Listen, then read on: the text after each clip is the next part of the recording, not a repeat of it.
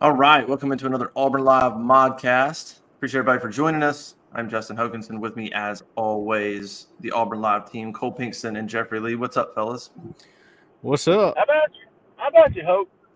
What y'all doing? Jeffrey sounds like he's driving. I What am you got going driving. on? I have returned from the hunting land. I am in the process of returning from the hunting land Nice. after a nice little morning work session. Kind of tough to work right now, Jeffrey. Kind of dry out there, right? Very dry. Yeah, Very dry. no doubt. Yeah, please forgive me for the glare back here. I'm trying to get my internet situation fixed at home. Justin, you know a little bit about that, huh? Hey, people just tune in for your mind, Cole. Don't worry You're about it. right. That's exactly that's exactly right. Oh man. Well, we'll get to talking a little bit of Auburn, a little SEC stuff as we go. Of course, Auburn has the bye week. So we'll kind of talk a little bit of everything today. But as we always do, let's just knock out prize picks first. Prize picks. Love me some prize picks. Cole, you've been having some good luck on prize picks. Decent. Yeah, decent. I I pushed last week. I pushed last weekend, Mm. but looking to get back on top this weekend. If you don't know about prize picks, go to the Apple Store or the App Store, whatever it is. Download Prize Picks, set you up an account, man. Prize Picks with the promotion code Auburn, all caps, one word, all caps, will match up to $100 of your first deposit. So you deposit $100, get $100 back. Get $100 added onto it. That's Prize Picks. Download the app, sign you up, and get you a up to $100 first deposit match with the promo code Auburn, all caps. And this week, Auburn, as we all know by now, you should, is off. Have a bye week, time to rest up, and well needed because you're going to LSU next weekend for a night game in the Red Stick. Hmm. But this weekend, I thought there's some good ones to choose from. Now in Prize Picks, you're playing against the lines, the projections. You're not playing against anybody else. So you pick, I think up to 6 players. You got a chance to uh, up to I think it's 12 times, 6 times your money, If you and do if you do 6 players, it's 25 times your money. 25 times. I knew it was 6 to 12. It's six Yeah. 25. There you go. 6 players. In Alabama, though, you've got to do the combos. You got to pick 2 of the guys to do. You play the combo squares in Alabama, which was what Cole and I have been doing this weekend. Some of the projections, I like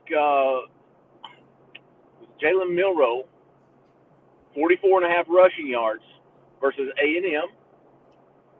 Now, I've only seen Jalen Milrow against A&M. I mean, against Texas, and the dude could not pass the football, but he could damn sure run.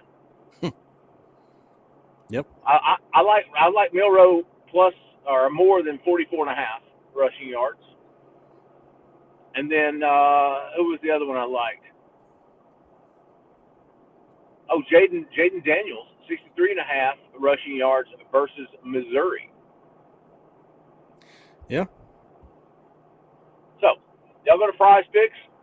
Use the promotion code Auburn, all caps. Get your first deposit matched up to $100. Play along with us.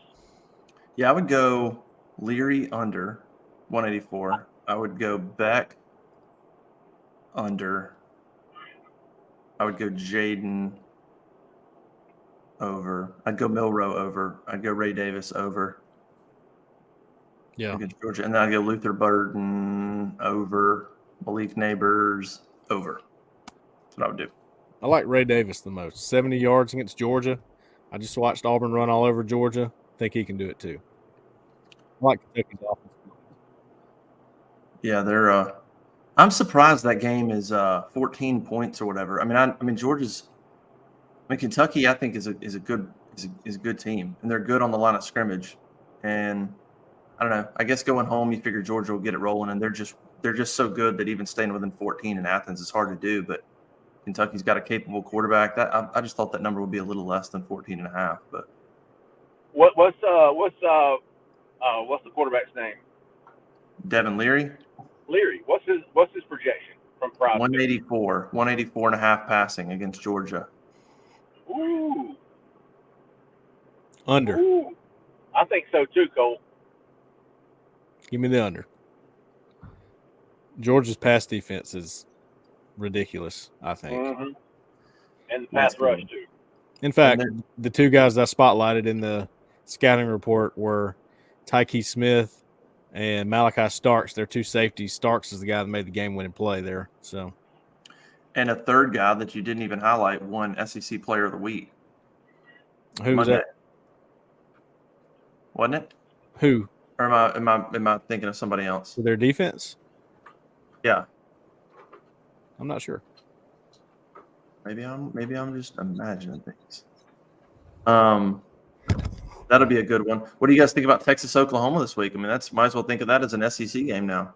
Ooh. You know what I think about that game? Why can't we just call it the shootout? What's so hard about that? The Red River Shootout? That's what it used to be. People don't call it that anymore? No, I think you know the answer to that. It's politically incorrect or whatever. I don't care. I mean, shootout. What's wrong with that? Here, I'll say it again. Shootout. Shootout. There it is. I hate saying the Red River rivalry. I hate that. Hate it. It's also hard to say, by the way, Red River robbery. That's why I hate it. I can't say it. I get tongue-tied.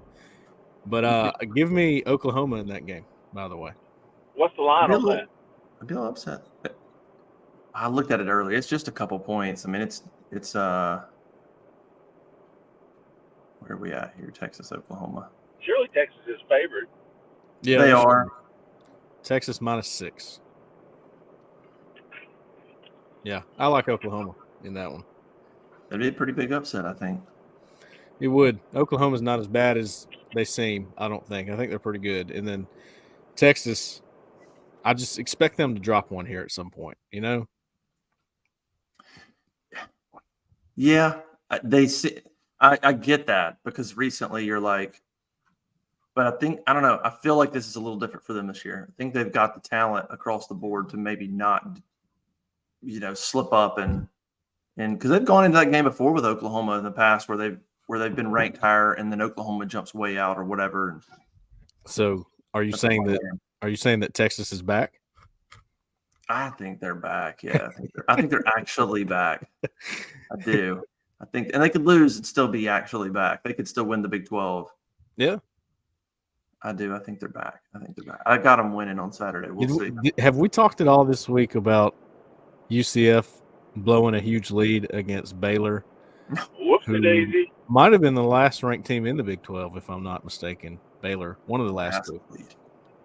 Massive lead. And then in perfect Gus fashion, Malzahn fashion, what does he do?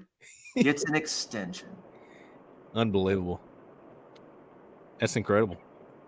The guy's got something, man. Yeah, Jeffrey, did you know about that? Gus Malzahn got a contract extension today. Are you serious? Yeah, just through 27 maybe? Yeah. 3. Which is really bad timing because he blew that lead and then gets an extension. It's probably the right call with them going into the Big 12, and he's doing a good job, but it's just funny timing that he blows a lead and then extension. Yeah. You could have. Wait, let's be honest here. UCF, that's about as good as they're going to get, right? I mean, Gus Malzahn. Yeah. That's probably pretty good for them. I agree. Yeah. Maybe the most ironic picture of all time is Gus Malzahn standing on UCF's field, being introduced as head coach, holding a football, whatever he's doing. In the background, it says 2017 national champions. Oh. Beating Auburn and Gus Malzahn to finish the season. Oh. I'd have to go back and see if he's ever cited that. That would be – talk about awkward. Has he ever – like when he got the job, did he turn around and go, what a great place? I mean, they were recently the best team in the country. You know what I mean? It's crazy. You tell recruits that? Like, we won the national championship in 2017. Yeah, who'd you beat? Yeah. Oh, my team. But that's not the point. That's crazy. That is so crazy to me. All right, let's talk a little bit about Auburn bye week. Obviously, almost a week after the Georgia game. Any other thoughts that come through your mind that didn't come through Saturday, Sunday? We heard Hugh Freeze a little bit on Wednesday. It's the only time we talked to him this week. Nothing new from him. He ran down a slew of injuries, which we can talk about too, that Auburn's dealing with. Of course, Messiah Nasili Kite out for the year. It's 3 Auburn starters that at the moment are sidelined. And then some other guys that are banged up. They're hoping to get back at some point. But I don't know, 4 or 5 days later, do we think about that loss to Georgia any differently? What lies ahead? What's kind of the feelings, Jeffrey, for you heading into this bye week? I don't feel any differently than I did. I was impressed.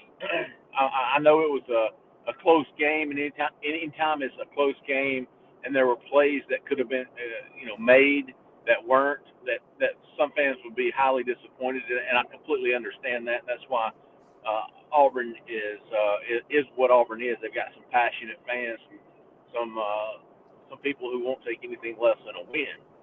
However, when you take a step back and you look at the big picture here, you've got Hugh Freeze in his first year. He's been on campus for 10 months, 11 months now. He went into the transfer portal and hit Grand Slam. So, when you look at the big picture, it's hard to be disappointed. I know it's easy to be disappointed when you look at just Saturday afternoon and the things that could have been, the plays that could have been made, the plays that weren't made, weren't made on defense, on offense, the catches, the missed holes, leaving points on the board there before halftime.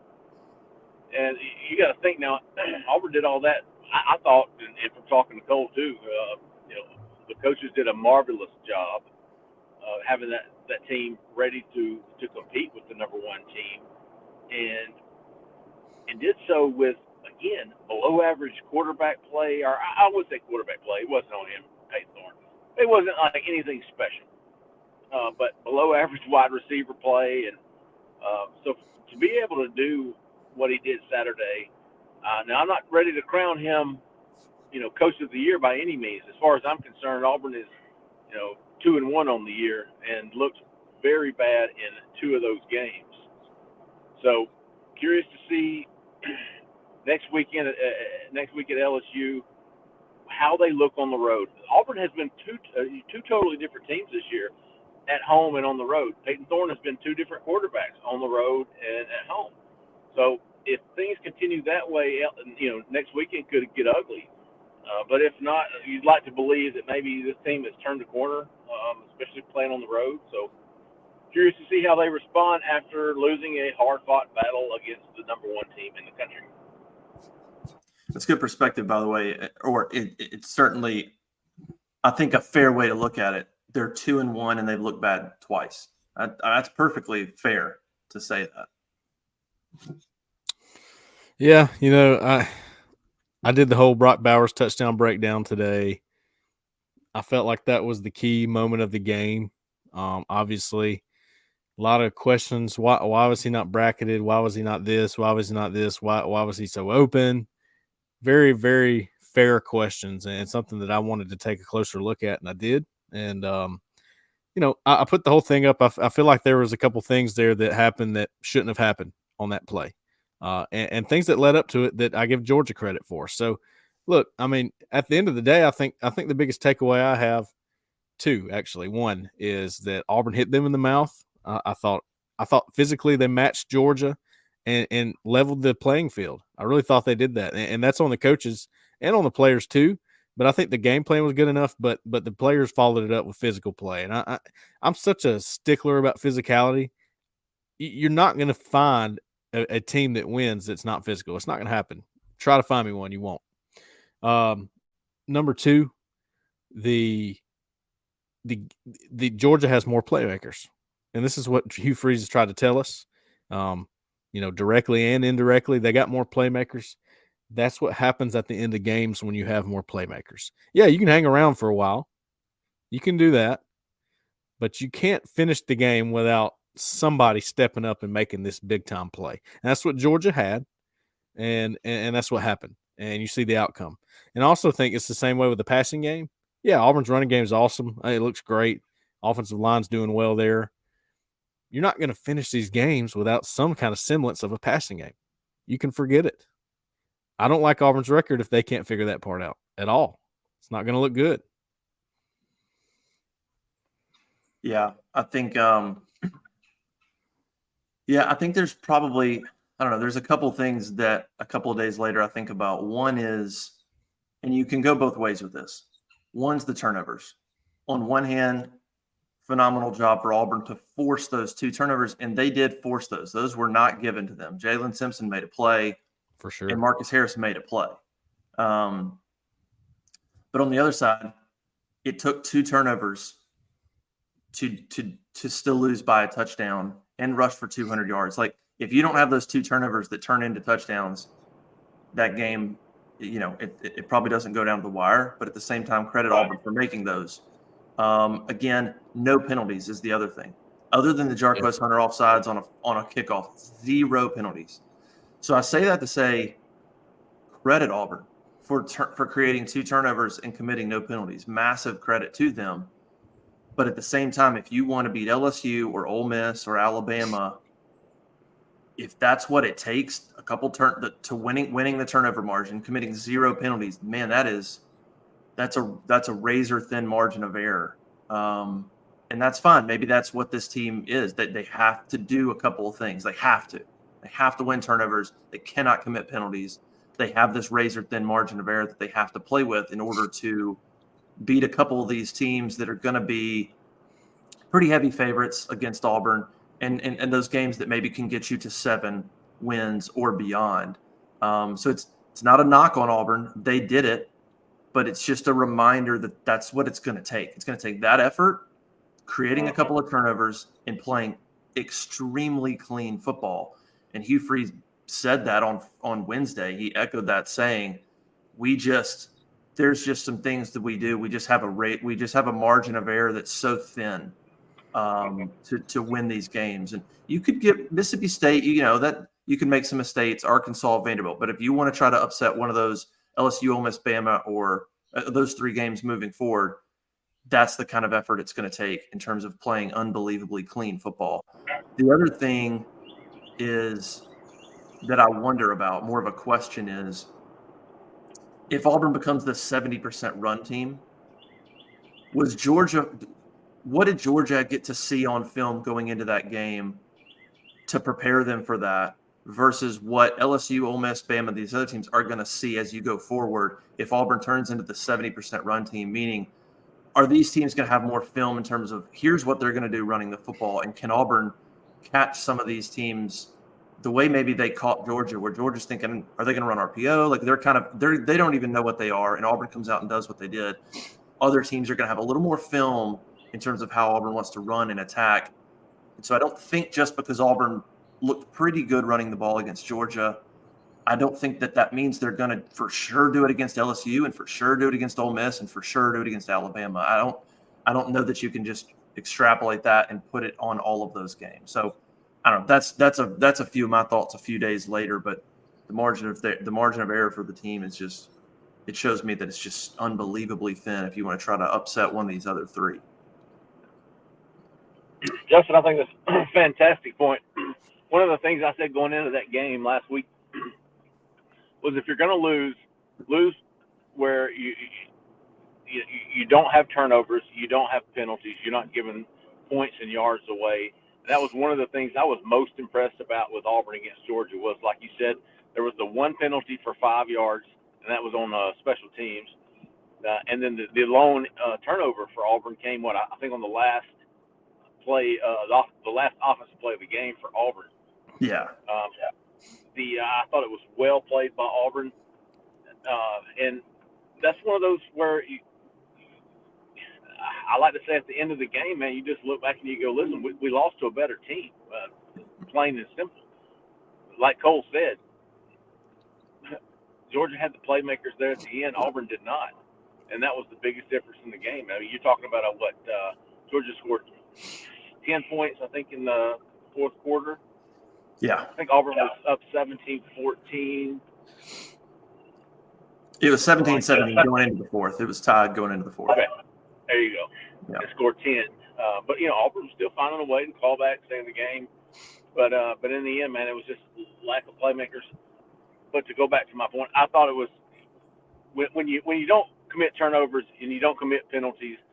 The one glaring weakness Auburn had during that game as far as giving away was the third downs. Yeah.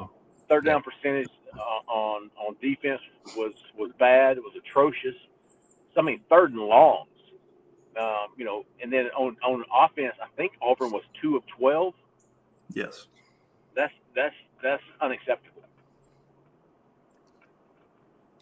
Well, there are some things that give me optimism about this game moving forward. Number one is the last few drives of the game. Auburn, here's the thing. I understand. I can see that Auburn's coaching staff realizes, hey, this run game's going well. We can't win with this. Even in the end, they go, all right, well, we're going to have to do some things y'all are uncomfortable with right here. You're going to have to deal with it because we have to try to win this game. We keep running the same thing over and over. They're going to get out in front and it's going to be over. We have to take some shots. We have to throw some of these concept routes that didn't work against A&M. We know they didn't work. Still got to do it. We're trying to win here. We're not just trying to stay in the game. We're trying to win, right? That's what it looked like to me. It looked like they had a game plan that was built around winning that football game and not just hanging around, right? I sometimes you see a game plan where it's like, all right, let's just try to keep this close. Obviously, everybody's trying to win. Don't get me wrong there, but when it got down to the nitty-gritty part of the game, Auburn's coaches stood up and said, all right, here we go. Don't care if you can execute it or not. We have to run this stuff to win this game. And they schemed it open because how many drops did we see? 5, 6, something like that. We saw the drops in the A&M game, saw things of that nature, bad throws, whatever. You've schemed it open to win. Players got to go do it. Bottom line. I think that's going to get better. That's where the optimism comes from me because I saw some improvement in that area of the game. I have optimism too all right, we have this guy on the corner. I'm going to call him out a little bit. And I love him, by the way. I think he's great because he brings great points and great discussions. Username is 5-star. That's his username. And boy, if that doesn't just tell you the mantra of this guy. His entire thing on our message board is, hey, look at the stars. Look at the stars of Georgia. They have a lot more blue chip ratio than Auburn. They should win this game. Okay, that's his whole thing, right? Then how in the world does that game become so close? If that's the case, if Georgia's so much better talent-wise, in my opinion, that's coaching. I think coaching got them in an evened playing field, and that gives me optimism. I mean, home, that atmosphere, you gotta credit that too. Oh, well, yeah. I mean, that plays into it for the defense, I think. I think the offensive game plan is what kept them in the game and having a chance to win. That's another thing. You don't want to forget this. Yes, the Brock Bowers touchdown at the end sucks. It killed momentum. They got the lead with it, whatever. Auburn's offense still had a chance to go tie the game with 2 minutes left in the game. That's, we're not talking about moral victories here. We're just talking about facts. Yeah, the tackling on that Bowers last touchdown, by the way, was horrendous. It was. My gosh. Honestly, though, Justin, if they tackle him right there and Georgia keeps chipping it down and getting that clock down, do they just kick a field goal to win or, Are you saying they let him score? Is that what you're saying? No, not at all. But you're happy as an offense, like, hey, we got 2 minutes to score here, 2.5. Yeah, all things being considered. You need, in Auburn's offense, you would need all of that. Absolutely. Yeah. Yeah, I thought it was a good game plan. I mean, there's no doubt about that. I think you mentioned the physical part. I think that's true. I don't think you came away from that game. And it's something that you have to be physical to win. But you come out of a game like that assessing all the little things. But I think it's a fair thing to say and reminder that, hey, you come out of that, you know what you didn't talk about? You didn't say we weren't physical enough. And that's worth noting, and it's important to – that's the difference between – important to say. And A&M too. I think A&M was a whole different set of problems. But even in that game, I don't know that you came out going, we weren't physical enough. I thought they fought pretty hard and across the line of scrimmage. There was a lot of other issues there. But I think both those games, you didn't come away going, boy, we are not physical enough. Or gosh, line of scrimmage, we're getting crushed. There's just a lot of other issues. And as Hugh Freeze said on Monday, by the way, or Wednesday, the other perspective on this Auburn team is, look, you just played the best team in the SEC, and A&M, who's in the discussion, is one of the top 5 teams. Georgia, Bama, LSU. I would probably toss Kentucky in there and A&M. I think that's you can toss Missouri in. We'll find out about Missouri this weekend. But A&M is one of the better teams in the league. That's your first 2 conference games. New team, new quarterback, new coaching staff, new program, new mentality, new everything. And your first 2 games are toss Alabama. There's certainly 2 of the 3 most talented teams in the league. So pretty tough start to conference play where you learn a lot. And now you get a bye week. You've learned a lot. I asked you on Wednesday on the teleconference, I said, hey, what do you think you can reasonably expect to learn going into this bye week and coming out? What do you think your team can be in the next 7 that they weren't in the first 5? And he was like, look, I think there's just so much room for growth. He's like, I'm just really optimistic about where we can be. And the thing he pointed back to, Jeffrey, you mentioned the third downs, and that's what he pointed to. He goes, the main thing we looked at this week and we're looking at is how do we improve on critical downs? Because even the A&M game, they only had 3 conversions. They've only got 5 third down conversions in the last 2 games combined, 5 for 27. Because they were 3 of 15 against A&M. So you're talking about 5 of 27 on third down. And yet they still won time of possession in those games, 30-plus minutes, having converted only 5 total third downs, which is kind of remarkable in and of itself. But that's what he pointed out, like those critical downs. We were there, and those critical downs in both those games, we didn't get off the field and we didn't stay on the field. And it's the difference in winning and losing. Wow. That's 5 of, what did you say, 5 of 27, Justin? Yeah, last 2 games on third down. No, the last 2 SEC games. Yeah. A&M, Georgia, they're 5 for 27 combined on third down. Woo! That is 20% success rate. Yeah, Less than that's a loser there. That's again, that's unacceptable.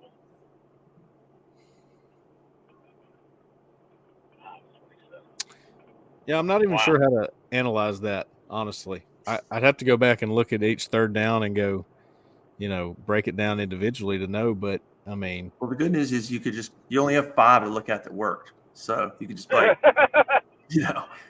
I mean, because I think a couple of those, I looked at Georgia, I can't remember, but, how many of those 5 were, I feel like one of them against Georgia was probably a Peyton Thorne scramble. It was. So now now you start dwindling down. You go, okay, they only made 5. One of them was a scramble where he made a play. You're like, gosh, how many did they actually execute against Georgia? They averaged needing over 7 yards, and they averaged gaining only 3.5 on third downs. I think one of the more upsetting things for Hugh Freeze and Philip Montgomery is that at least 2 of those in the Georgia game that were not converted were not passing situations. They were third and shorts, if I remember correctly. Maybe they were 1 of 5 on 4 yards or less. 1 of 5 on 4 yards or less. That's where you go, okay. If my offense is running the ball so well, why can we not convert on those particular downs? That is going to be the focus, obviously, as he said. I think they can figure that out. I think it's correctable. Yeah. I mean, what's really worse is 5-8. That means they had 4 third downs that were 3 yards or less, and they converted 1 of them. They were 1 of 4, only needing 3 yards or less. Yeah, I think I know of one. Jarquez Hunter gets hit in the backfield on a wide zone play that was 1 yard, 3rd and 1. That's one that set up before the 4th down. Yeah.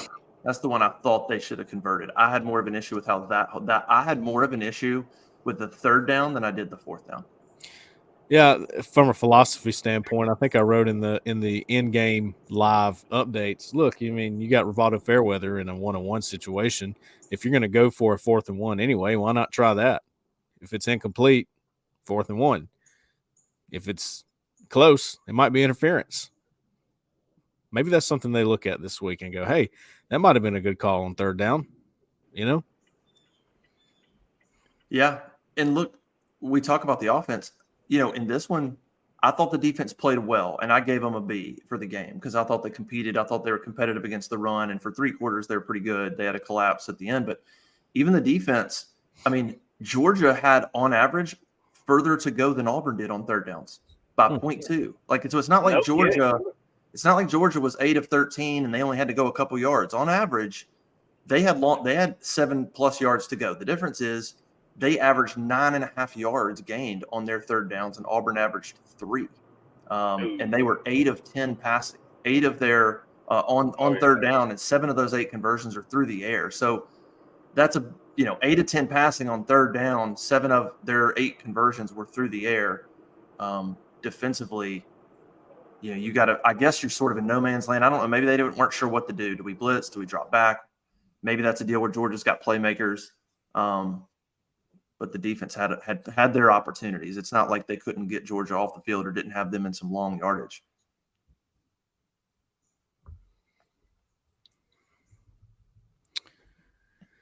Yeah, I've just racked my brain trying to go through this one. Not as bad as the A&M game, by the way. That one I really had to get to work on to try to figure out some of the problems. This one, though, it was a lot more clear what the problem was. And at the end of the day, I think they had number 19 and number 84 on offense. I really do think that's the main difference. And it even caused Auburn to have some uncharacteristic problems on defense on that last drive. Yeah, Brock Bowers is ridiculously good. Matt McConkey's not getting enough, in my opinion. I'm not hearing enough about his impact in that game. Just like we said, Justin, we're sitting up there watching. He comes right in for one play. They run the little corner or the sticks route. He catches it, gets his feet in bounds, and that's it. He had 4 catches for 38 yards. They all went for 1st downs. I mean, at some point you got a key on that, right? And not only that, well, he had 4 catches. Not only did 3 of his catches go for 1st downs, all 3 of those were on 3rd down. Mm-hmm. 3rd and 9, 3rd and 6, and a 3rd and 10. He caught balls on those situations. So 3 of their 7 conversions through the air were to him. 3 of his 4 catches were on 3rd down, converting into a 1st down. Auburn just couldn't. That kid's just quick. They couldn't deal with. Which again, it's like you have somebody that's quick like him. You've got Brock Bowers. You can't double everybody. And they've just got dudes who can make plays one-on-one, period. I do think, by the way, there was an attempt to bracket. That's the word being thrown around a lot. Don't know if everybody knows what that means. It's a buzzword. It's a buzzword of the week, bracket. Yeah, bracket or double cover. I can just say that. Brock Bowers. I think there was an attempt to do that on the last play where he scored, but it was a missed assignment. I think that's what I saw. And that's just my opinion. Look, I don't know. I don't know what they called. I don't know what the deal was. I can only look at it and give you what I think. So Ron Roberts getting on Twitter and saying, hey, I don't know what you're looking at. We bracketed him the whole time. Maybe that was before he really dove into that play and said, well, we had a missed assignment here, but I tried to bracket him. That's just my theory. Yeah, I would trust Ron Roberts. I mean, I thought that there was I thought he was bracketed a lot. I mean, even the catch he made one-handed, Kaufman was in front of him. Yeah. There's a safety over top. He did a good throw. He made an acrobatic catch. I thought there were times where they had 2 people watching him or assigned to him. Sure. Maybe there was an execution issue where somebody should have been underneath and they were more kind of parallel with him or more alongside of him. They needed to be underneath, things like that. But Brock Bowers will do that to you. That's right. And Ladd McConkey was lined up on the same side of the formation as him on that touchdown play, by the way. Don't forget that. There's an influence there.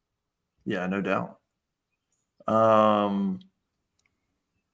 Yeah, so they go into the Georgia week. Injury is a big thing. Hugh Freeze talked about Wednesday. Of course, we mentioned Nasili Kite out for the year, torn bicep. Huge loss. Hate that.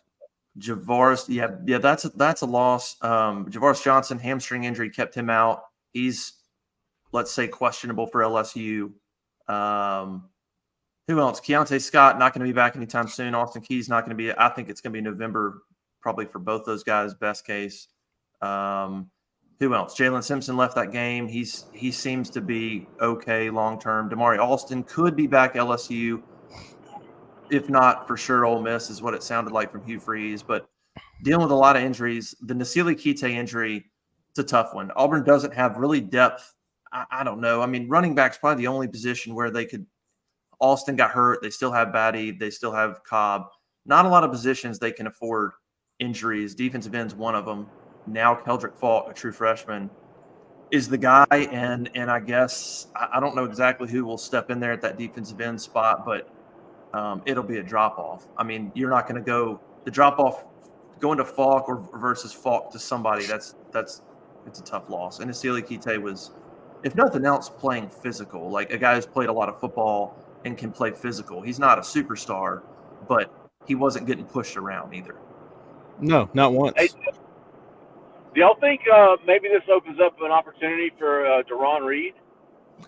You know what? I had somebody ask me that question because, I'm kind of high on Deron Reed. Jeffrey, as you know. You're the president of the fan club. Yeah.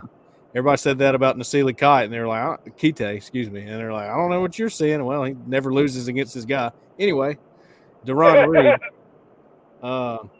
Yeah, man, I do think that's a chance because that's where he fits.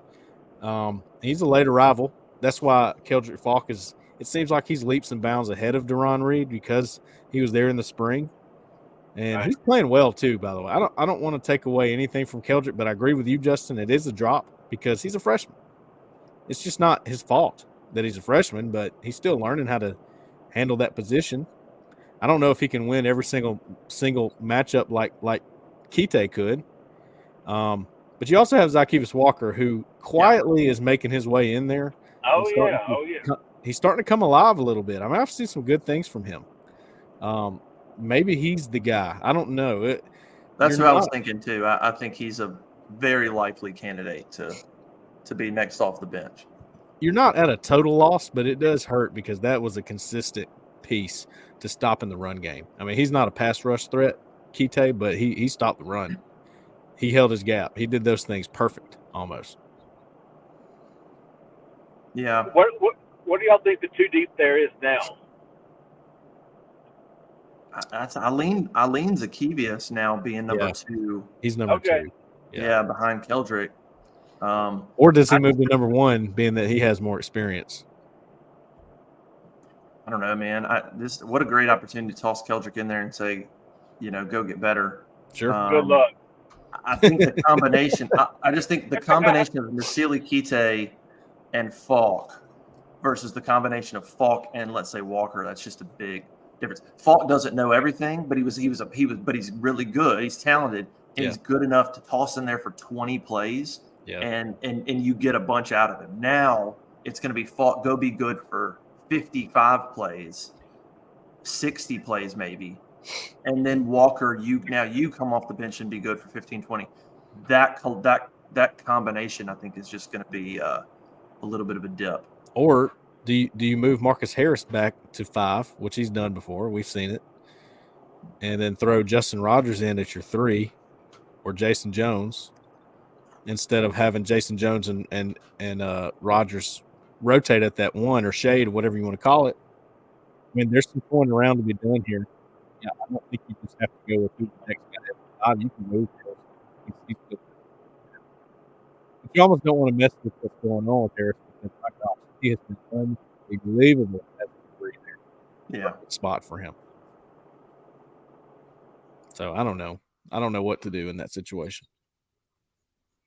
They do, though. They'll have a plan. They'll have a plan for it. I think it's going to be, like you said, Keldrick Faulk, maybe even Walker as the starter, maybe. I put, quotations around starter because I don't know if there is a true starter there now that Nasili Kite is not there.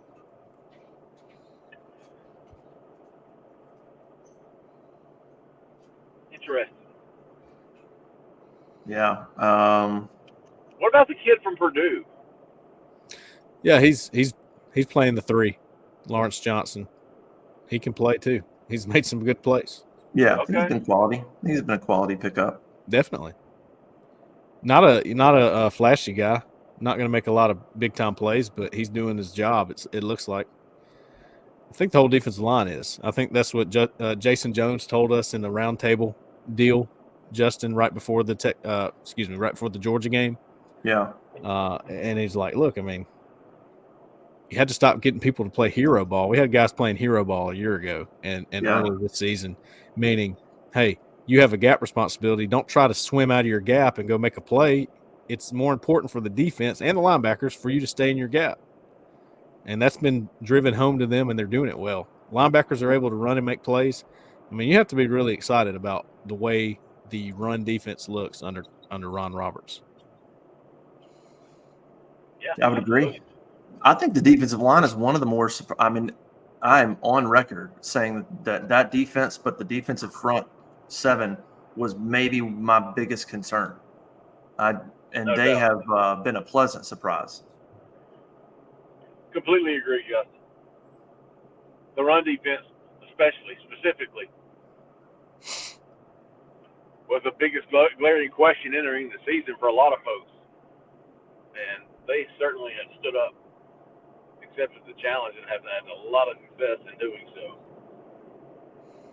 Yeah, I think a lot of people, including us, I think we thought the same thing, was the defense is going to struggle. Defense is just going to be really average. Defense is just they're going to have to just try to hold their own somewhat. But they've been far better than that. They've won a lot of battles, and they have by no means been pushed around or been dominated.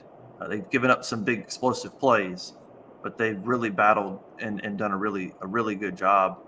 Really, offensive line. I mean, here we are, Auburn. Here we are, 3-2. Auburn is, and if you ask me, the O-line and D-line are 2 of the top, maybe 3 position groups. It's everything. It's a bunch of other stuff that's failing them. Also thought linebacker was going to be a big liability, and not to say it hasn't been on some downs or some series, but Eugene Asante has been fantastic. Yeah.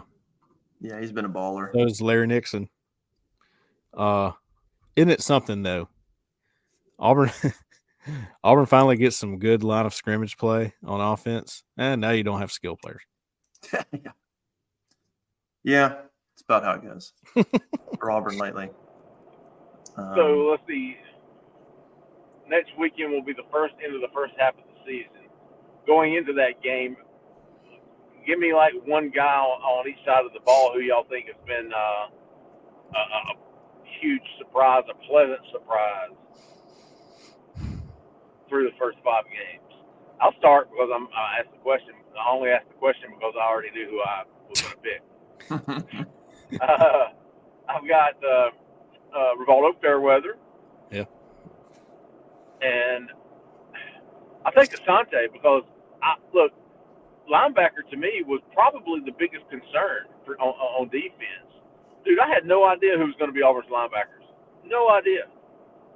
No, and if they were, hell, was it going to be Wesley Steiner again? You bring in what? Asante didn't even was he on the scout team last year? You've got Austin Keys coming in, Cam Robinson. I mean, is that right? Riley. That's what I said. Cam Riley, who I didn't hear a positive thing about him through the summer.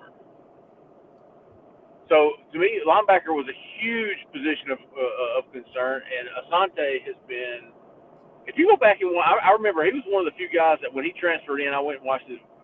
He was a missile at Carolina. He was really good. He flashed a lot of potential at North Carolina. He never had the stats to come with it, but you could see him on blitzing. I probably watched his highlights. Yeah.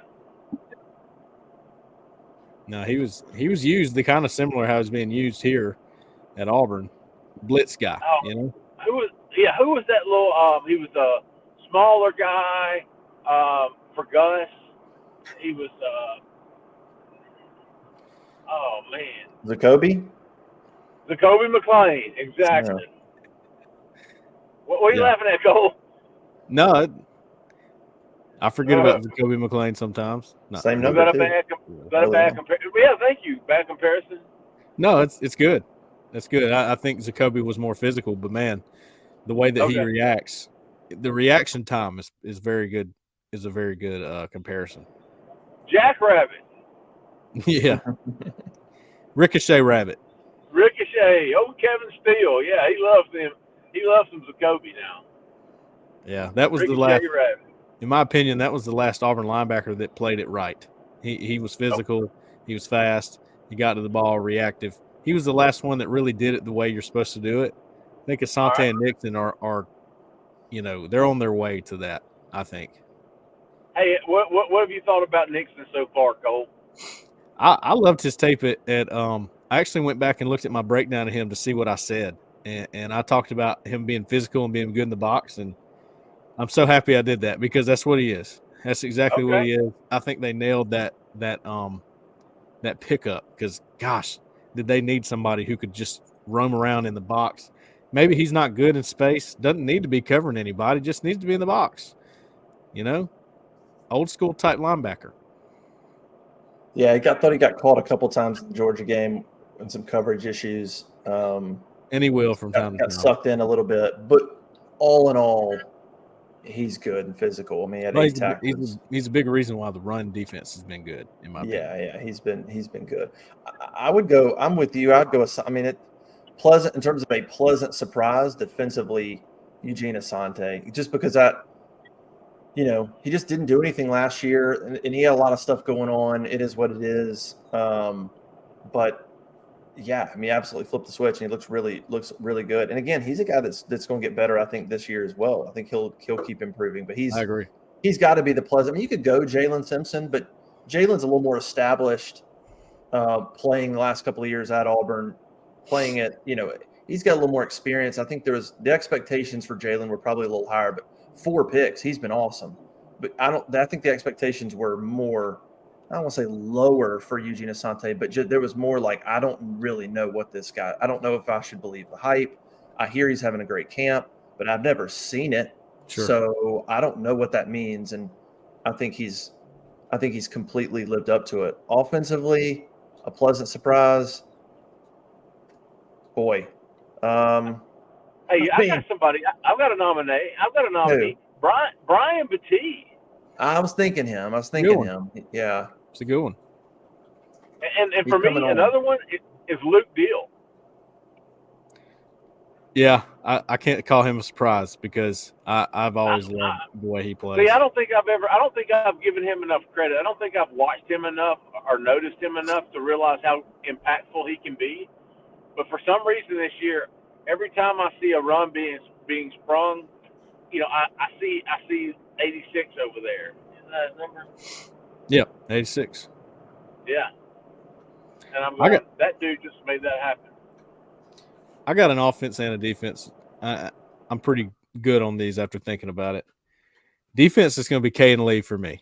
And the reason for that is because he is a freshman. I never would have thought that Caden Lee could play this many snaps and hold his own so well.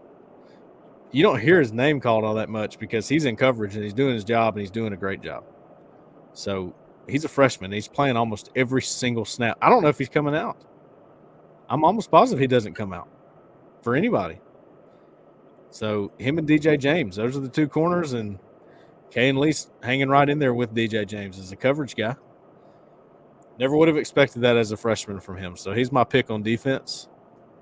And then my offensive pick is Gunnar Britton. And this one's easy for me. Gunnar Britton is the biggest surprise, bar none, by far, on the offense. The reason I say this, I went back and graded his game when he played against Auburn last year when Western Kentucky came to Jordan-Hare and played against Auburn, and he got destroyed by Derek Hall that entire game.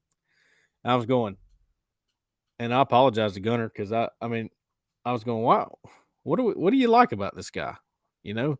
Maybe is Derek Hall, are we saying Derek Hall's that good? And maybe he is. Derek Hall's very good. Don't get me wrong. But now you've moved him to guard, which is a place I would have never thought he could play. And he's putting Georgia defensive linemen on their back. I'm like, I was wrong on him. I just didn't think I almost said that Isaiah Miller was going to be the starter over him. Isaiah Miller is a starter, but not over him. They moved him to guard. They thought he was that good. They put him at guard. They're right. Good eval there, because I would have, I would have thought differently, and I was wrong. Yeah, he's been good. I like the thought of Batty. He needs to keep. They'll see if he keeps 2 good games. I agree. He's getting opportunities, but he's adding an element that the offense needs, which is speed. I mean, he's got a level of his speed that looks effortless. And when you're an offense struggling, but he can cover something up if he bounces it outside or whatever. He can make a play. So I do like the thought of Batty. I can't really. You're really either looking at a running back or a lineman. I mean, you can't possibly name a pleasant surprise at receiver or quarterback. So I think Batty's a good pick. O-line, I mean, I would agree with – I would almost go – for me personally, I may say Cam Stutz only because I didn't think Cam Stutz was anything special last year. Like, I thought that Auburn – I thought he was a big guy, thought he had good moments, but I didn't necessarily think – I thought he was okay. I thought he was average. But you go back to him being one of the reps at SEC Media Days, you're like, okay, I don't know that I saw that coming. Okay. And then you hear Hugh Freeze say when he went out in the A&M game, I think he got banged up. Hear Hugh Freeze say, or it might have been the game, I can't remember, but you hear Hugh Freeze say, that dude, when he went out, it hurt our entire offensive line. That guy set the tone. I was like, wow, okay. I'm starting to now see Cam Stutz in a different light. And then you see some of the clips this year where he's absolutely getting after it.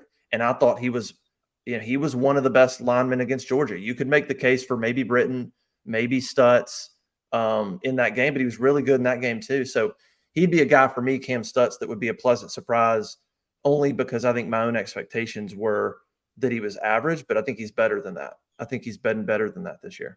Yeah, that's a good pick.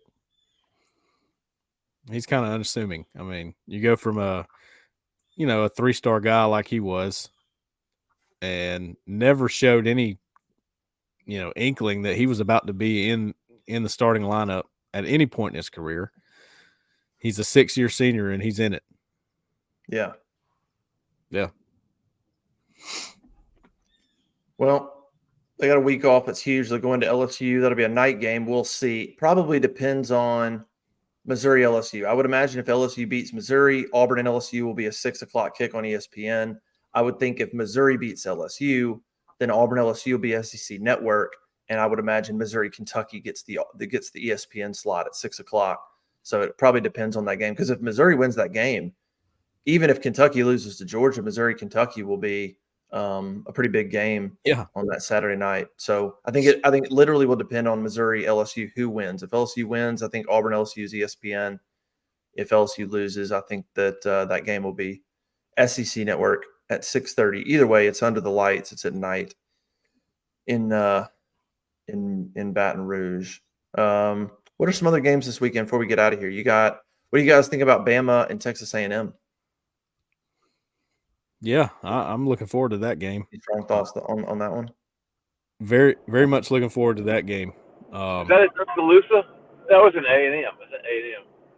Yeah, that's what's even more intriguing, because this whole thing with, even look at Florida, like Graham Mertz, their quarterback, has looked really good at home, and then when they get on the road, it's like a different person. It's the same way with Peyton Thorne. Jalen Milroe, is he that guy? Is he totally different on the road? I don't know. That's the biggest question to me. That's why if I'm betting, like I don't think I would touch that game. I don't think I could even come close to deciding who could win that game. Did y'all say the line was Bama -6? No, it's close. It's like 1. I thought. I saw 2.5 at one. 1 or 2. Wow. I see 1. Yeah, 1 or 2. I mean, it's. So they expect it to be a close game. I got Bama. They're in my parlay. Is Bama winning that game straight up? Well, Jeffrey, it's like you said on the call-in show. Like, I might be doubting Bama right now, but I know better. They'll find a way to get some things fixed. Yeah. Okay, I just looked it up. It's -1 or a pick. And you Yeah. got to think the home team gets, what, 3 points? I don't know. Yep. That'd be a good. What time is that game? 2:30. It's the CBS game. Yep. Okay. Yeah. Okay.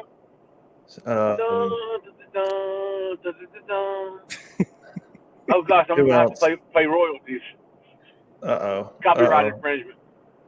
I've got Vanderbilt, Florida at 4. I mean, I like that one. Look, the spread in that's 18.5. I think Vanderbilt covers that. I do. I got to tell you, with the Auburn recruiting situation, you better watch that game. If Florida loses to Vandy, it could open the door for a lot of things. Boy, they're dang near 3 touchdown favorites. They lose to that game. Yeah, you're gonna have problems. I don't think they will, but I mean, like I said, it's at Vandy, right? Might be in game. The way they list these things, it kind of looks like it. If they do the home team second, then it would be Florida. I'd have to look it up. I think it is at Vandy. I may be wrong. That's got to be. That's a big number, even on the road, like even in Nashville, right? At Florida. Is it? It's the same question I'm going to have with Peyton Thorne when I think after watching Auburn play Georgia that Auburn can hang with LSU, absolutely. But it's Peyton Thorne on the road. It's just like Graham Mertz being on the road. I just don't know if I can trust it yet. That's where I'm at on that game. At the Florida Vandy. Yeah, I don't know. I think Vanderbilt has showed the ability to score a little bit. Yeah.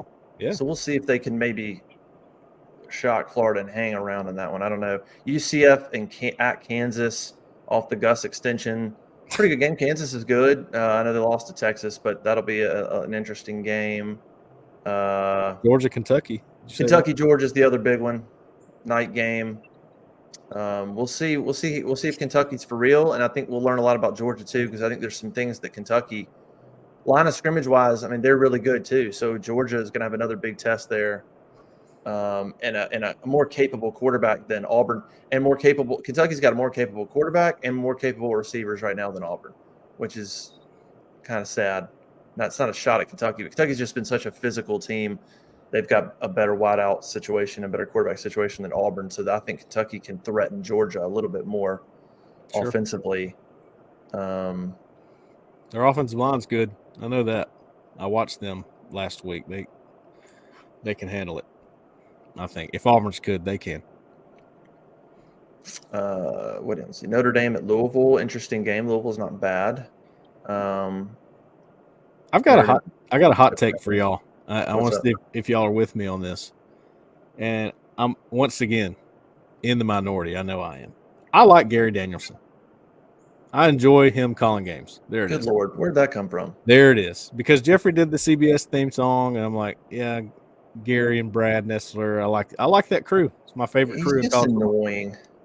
He's not wrong. Some of the stuff he said is good analysis. Like if you can get past, it is good analysis. There's stuff that he says at times, and you go back to the Georgia game. Heck, there's a point in the third quarter where he literally is like, Brock Bowers is. I mean, he's just. It's like he's on calling his shot there on Brock Bowers being involved. Gary's just annoying. He's just kind of annoying, dude. Like it's just, I don't know, personal preference thing. I don't get it. I don't get how he's annoying. I like him. I just really like him. Yeah. I'm a sucker for a good analyst, and I think he's a fantastic analyst. You know, I don't care for guy. SEC people don't want this Michigan dude calling their games. I don't care for RG3 or Purdue. Of course, everybody knows I don't like Beth Mowens. RG3 is terrible. Ooh, he got in hot water last week. Made just a stupid comment. He makes a few. At least a couple. Yeah, he made a comment about lifting a dude up like he was Jesus on the cross. Everybody's like, dude, what? Like, chill out. Yeah, I did not enjoy him. I was wrong about that. That's why he was doing the 1 a.m. game. The Pac-12 after dark. No. We got Arkansas Ole Miss. Any chance that Arkansas can Ole Miss has a letdown, and Arkansas can I make don't that know. game closer. It's 11.5-point spread for Ole Miss. There's a lot of people that seem to think Sam Pittman's on the hot seat. Do y'all buy into that? How so? I mean, what are they? What I don't mean, know. do they remember Chad Morris? I mean, they can go back to that, I guess. But Yeah, the recruiting's not bad under him. I mean, I don't know. I'm not quite buying that yet. I don't know if a loss to Ole Miss would further that either. no, Ole Miss Ole Miss is is better playing. than them. I mean, Ole Miss is kind of hot right now. Ole Miss is better than them. LSU's better than them. They go to Baton Rouge without their top running back, and they take them to the wire. The BYU loss is probably a tough one. I mean, you're at home. BYU, come on, you got to come back and win that game. True. Now, well, if he's on the hot seat, let Auburn go there and win. What is their record? Well, they lost. They've lost 3, right? Oh my Yeah, goodness! they really he- haven't done anything. They beat let's see, they beat Well, like Western New Mexico. Carolina, Kent There you State, go. and then that's it. They've lost 3 in a row to BYU, LSU on the road, and Texas A&M, where you didn't look good in that. I kind of get the A&M one. The A&M is not anything special. They're good, but Arkansas was not in contention in the second half of that game. I mean, this is that thing with expectations, because Arkansas fans are looking at KJ Jefferson going, okay, this guy, he's been here, he's proven he's good. Expectations should be higher this year. That's not always the case. I mean, you got to look at everything, you know. Fans look at expectations and go, well, this is exactly what it has to be, and if it's not, then you're on the hot seat. yeah. Look at Zach. Zach's standing up for Western Carolina, top 10 FCS team. So what do you, Zach's calling that a big win for Arkansas. Didn't Western Carolina beat the crap out of Samford, Zach? That's right. Yeah, Arkansas beat them 56-13. Well, we're sitting here giving Arkansas and Sam Pittman credit for a big win over Western Carolina. So I think that's an issue. I think that's a problem. But yeah, what's tough? I mean, they got Ole Miss. That's 3 games. I don't know what the rest of their schedule is. I don't have it, but it's I don't know. I don't know what their recruiting is like. I mean, I would say Pittman, being at Georgia for when he was, their recruiting probably should be. I don't know where they're ranked recruiting wise. That might be a bigger issue than their on field results. Is where are they at recruiting wise? Where are they ranked right now? They're 20th. I mean, that's not bad. No, they're doing well in recruiting. So yeah, I don't know about the hot seat. I think that'd be a big mistake. Unless there's somebody out there that's just itching to go get, and I don't know. What else you got in the SEC? I think that's it. I think we went through kind of the SEC games, and even I mean, you know, UCLA and Washington State's a good game in the Pac-12, but not a ton of juggernaut games. Really, you got Kentucky, Georgia, and A&M, Bama, and Texas, Oklahoma. I think those are kind of the three big ones. Yeah, that I can see. Yep. I think LSU, Missouri. LSU, Missouri is the other one. LSU, Missouri. 11 a.m. kick. Guess we lost Jeffrey. Yeah. Missouri LSU would be interesting because I haven't watched a bit of Missouri, and I think a lot of points are going to be scored in that game. No, they're 5-0. Yeah, but just they upset K-State. That was a big one for them. We'll find out a lot. Brady Cook, I think, has been pretty good. Mm-hmm. LSU obviously has been fantastic offensively. Yeah. And then let's see. Missouri beat South Dakota, Middle Tennessee State by 4, and then Kansas State. So Missouri beat Middle Tennessee by 4, and then turned around the next week and beat top 15 Kansas State at the time. Middle Tennessee State beat the crap out of Jacksonville State on TV last night.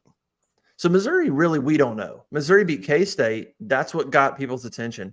Then they played Memphis on a neutral field and won by a touchdown. Memphis is decent this year. They're okay. And then they won at Vanderbilt 38-21. So Missouri is really – Kansas State, you beat them, but Missouri for the most part is very, very much untested. And then now – you'll find out who they are this week. By the way, if they win this, they got 1, 2 sets. They've played one road game. This will be game 6 for them, and one of them will be on the road at Vanderbilt. And they have a neutral against Memphis and 4 home games. So they could be sitting here 6-0.